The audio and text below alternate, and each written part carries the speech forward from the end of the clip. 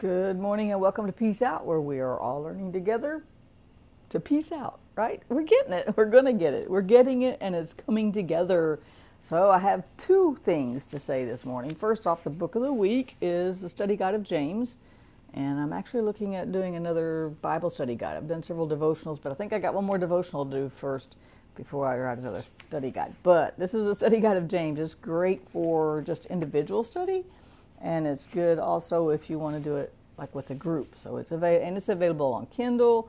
It's available on, you can print it out. Those are both on Amazon. And then you can print it out yourself, like I did this one. Just printed it out off the PDF file, ebook file on Dove's Fire Ministries Publications.com. New website. Oh boy, websites are interesting these days. And the other piece of news is that yesterday I finally got Peace Out published, and it is on my website, an ebook. It is on Kindle already, so you can go grab one on Kindle and just start reading every day, 31-day devotional. And then print, I'm waiting for it to be reviewed on Amazon. But it should be released. Usually it does it within about 3 days, and it's been 19 hours since I put it. I don't know how long it's been, but I put it up yesterday. So finished it yesterday afternoon. So that's not very long. It's only about 16 hours, about 19 hours anyway. So hopefully that will be released in print. So and I'll order some author copies. I get so excited about author copies. I've got some sitting down in the office right now that I'm going to take with me when I speak next week. Anyway, I hope you're having a great morning. I hope you're having a great week. I hope you're having a great June. It's been wet here. I know that's for sure.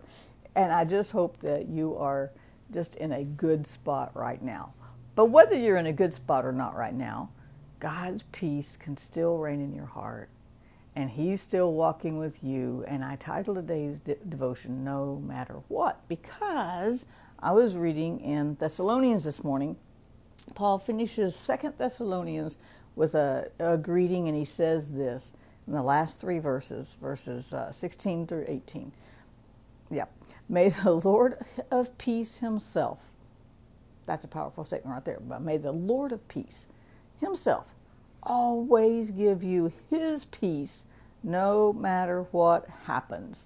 The Lord be with you all. Now here is my greeting, which I write with my own hand.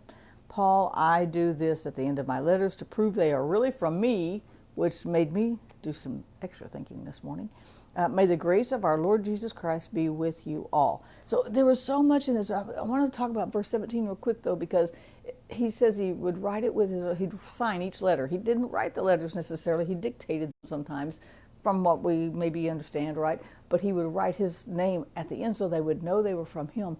Did they have the same kind of crazy, deceptive junk going on back then? Evidently they did, because some people were trying to go say, the resurrection is past, or and they were trying to bring confusion. They were trying to just get people to doubt. There were people who were into trying to trick them into not, it was a real volatile time in the church. The church is new, but at this time, but it was still a real volatile time. There were people trying to trip people up. There were people trying to trick them, saying, no, you've still got to go by the law. No, you don't go by the law. Do we do the law? I don't know. Is the law still valid? Is it not? Or saying the resurrection is past. Or they had people just trying to confuse people in the church. And so Paul's going, I'm signing this letter so this is from me. This is what God told me. This is what I'm telling you. Because I think, there were so many things going on back then. And I was like, that's not that different from what we see today, right? There's just so much going on that can be hard to navigate and confusing. And yet we have this word to always go back to balance out our thoughts, to balance out our emotions, and to make sure we have that peace and we can walk in that peace, right? And so he ends it with, may the grace of our Lord Jesus Christ be with you all. Now, what got me about that verse 18, is that he's the same one. This is the same Paul who wrote, God told him that His grace was sufficient. Paul was wrestling with something. We don't know exactly what it was, some sort of physical problem of some sort. And he was like, God, just take this away. And God told him, He said, my grace is sufficient. And Paul's writing here, may the grace of our Lord, that all-sufficient grace, be with you all. I love that he was pulling those pieces together and going, if grace is enough for me, grace is enough for you too, right? But the main thing I wanted to talk about, so this is a powerful three little verses right here. So much in these three little verses, right? But in verse 16, he said, "May the Lord of peace himself give you peace." And this phrase jumped out at me: no matter what happens. And then the Lord be with you all. I actually said that twice. He said, "May the Lord be with you all." He said that twice in just these three verses, right? And so that was really his prayer, that they understood God is with you. But I like that phrase, no matter what happens. This is Paul, the apostle, the writer of 2/3 of the New Testament, right? He wrote the letters he wrote to the baby church are what we read, that were canonized and inspired by God and give us instruction today. This is that Paul, and he's saying no matter what happens. And not only that, he's sitting in a prison cell when he's writing this. So he had an idea of no matter what happens. he knows what happens when no matter what happens, right? Because he's sitting in a prison cell writing to a church that could have been confused, that had some division, we're trying to work through new issues and trying to settle into this side of the cross, right? And yet he's saying, no matter what happens, God's peace is with you. And Paul had, if you look at 2 Corinthians 12, he goes through all these different things that he had already been through. Shipwreck, he says that he'd been hungry, he'd been beaten. One time they left him for dead because they stoned him and they thought he was dead. He was beaten. He was locked up in, at the story of Paul and Silas in the jail in Acts 16. There was so many things that happened in Paul's life. And yet here he is writing, may God always give you his peace. It doesn't matter what happens. God doesn't take it back. He doesn't say, my peace doesn't cover that.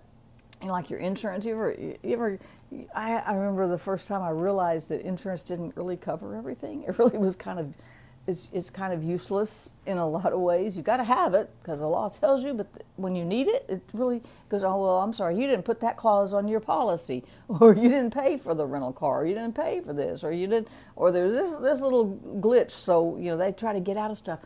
God's insurance of peace isn't like that.